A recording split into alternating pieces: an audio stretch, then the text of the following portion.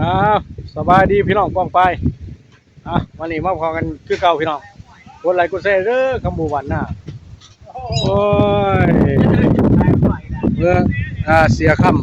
ำเสียไปตำมากี่คนเสียครับเสียผ้าเพราะอะไรจะซ้ำนานกูดิทุกเฮ้ยจะเสียทั้งหลายเสียจะเสียยังนะเสียปลาเสียโอ้มีแต่เสีย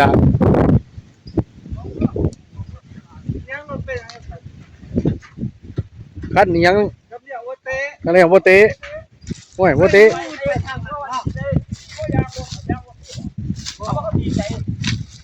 ถ้าอยู่ไปทางอยู่ใช้อย่างงัวอยู่พุ่น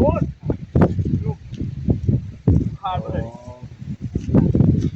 นี่แล้วว่าพักอยู่นะรถมากรถขายเว้ย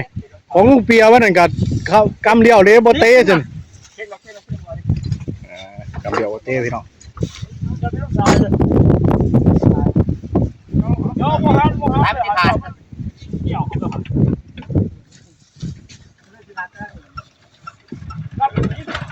ไอ้นี่แต่คนขับบ่เป็นแต่คนขับเป็นก็ดีพี่น้องเลย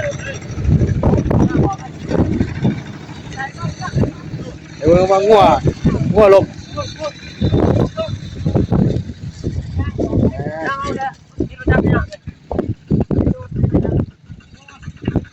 ย่างก็จะไปนั่งเลยย่างว่าได้ทายหูเอาออกกำลังกายโอ้ชีวิตบ้านเขาบอกส้นระบดมวนคนละอย่างอ๋อ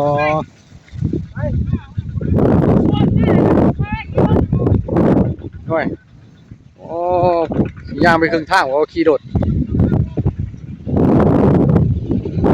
เอารถผมไปเอารถป่ะนี่โอ้ยมาย่างไปเอารถเป็นว่ามันไกลเป็นว่าพี่น้องเลยเอาไปเบิ่งงัวลบนี่รถตอกตามธรรมศาสตร์ว่าหน้าเอาพี่น้องเลยนี่นะเขาว่า